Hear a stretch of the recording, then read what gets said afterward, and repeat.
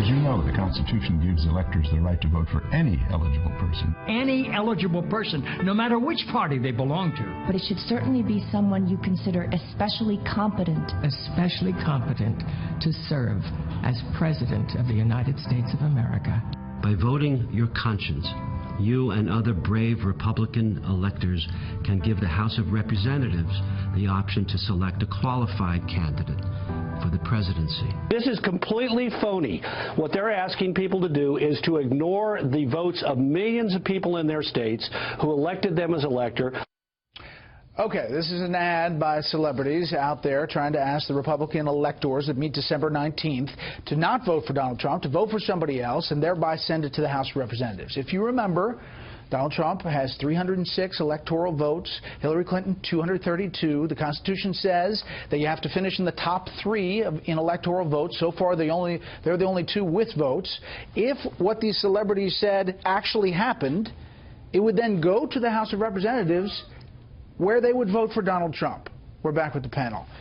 It's mind-boggling to me. It's a little confounding, and I would compel the celebrities in that ad to read a story by some of my fine AP colleagues who have spent the last several days tracking down these electors, asking them what they're going to do, and they found a grand total of 1 Republican elector who said they will not vote for Trump. So I think this is a bit of a wild goose chase on their part. Okay, I wanted to deal with that right off the top. Laura, Trump tweeting today on Russia.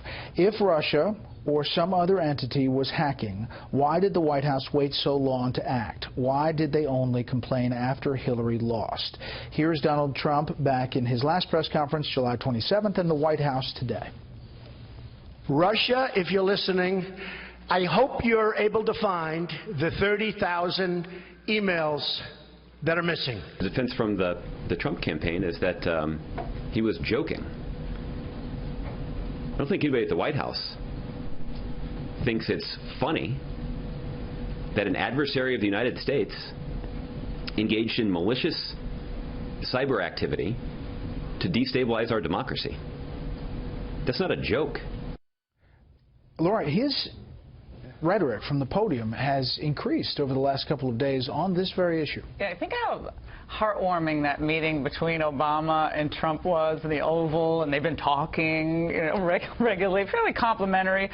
Trump was of Obama, and this is what he gets for it, kind of the back of the hand. I think it's pretty obvious that Trump made that offhand comment in the summer. I don't think he was really telling Vladimir Putin to hack the U.S. computers. I mean, that's not what he would do. But it doesn't surprise me at all that Josh Earnest, Obama's press secretary, speaking for the president, would be another agent provocateur trying to, just like with the entire Russia story, delegitimize the Trump victory. The Trump victory was a repudiation of the failures in our economy, the failures in the national confidence, and our failure in foreign policy. Across the board, it was a repudiation of that. In the Rust Belt, the Midwest, the Middle Americans who turned out in Pennsylvania, Wisconsin, Ohio, Iowa, and beyond. They rejected what Hillary was going to do, which was going to continue the Obama term. And by the way, where was Barack Obama and all the lefties when all of us were talking about the Soviets in the 1980s? When it was the Soviet Union, they were all railing against Reagan and calling him Ronnie Reagan. Now they're all worried about Russia. I just find it, we needed them back in the 80s, and they were nowhere to be found. Charles. Look, Putin is actually succeeding in a sense. If you wanted to destabilize the American system and to turn people against each other, well, he's produced it. You've got CIA, you've got FBI, Democrats, Republicans, committee chairmen, all at each other's throats. The issue here isn't who elected Donald Trump. The American people did. The issue is the power of the Russians and presumably others to get into our systems and disrupt what we do. And the deeper issue is we've had an administration, it's the same in Aleppo, it's the same in Ukraine, same everywhere, that does nothing, does absolutely nothing to deter the other power.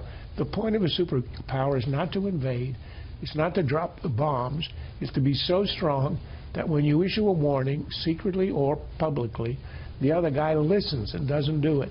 And we are going to suffer from the fact that Putin has gotten away with this and succeeded to the extent he has us at each other's throats. Trump is going to have to be a president who gets in there and does something, a retaliation that is really going to singe the Russians. Judge, well, you can respond to this, but I want to ask you about the transition and a meeting, but go ahead. Well, I don't think that there's any evidence that the Russians hacked. The definition of hacking being entering an operational system and altering what's recorded there. And Julian Assange has said, told our friend Sean Hannity, it'll be aired later on tonight, that his source was not the Russians. Who knows who the source was? Yeah, they think that the Intelligence Department, the ODNI, the National Intelligence Director, put out a statement. They think that it may be actors like Guccifer and others who were working somehow with the Russian government. But that is leaking. That is the revelation of private and truthful information on which voters may have made their decisions. That is not altering an operational system so that vote totals were changed. No, right, exactly. It's interfering with the overall election or the coverage of it. I want to ask you quickly about your meeting today. The president-elect is nearing the end of his choice for cabinet officers and is beginning to concentrate on the Supreme Court, and he's begun to call people in, and I was privileged to be one of those people, and we spoke for an hour today about the Constitution, about the Supreme Court, and about the process for choosing the replacement for Justice Antonin Scalia. All right, so not betraying confidence here, but any little nugget? Are we going to see a nominee before inauguration? I think so. I think that's his goal. I think he's going to begin to concentrate on finding a younger version of Justice Scalia and have that name out there before he's inaugurated. Breaking news right here at the panel. Judge, thank you. That's it for the panel.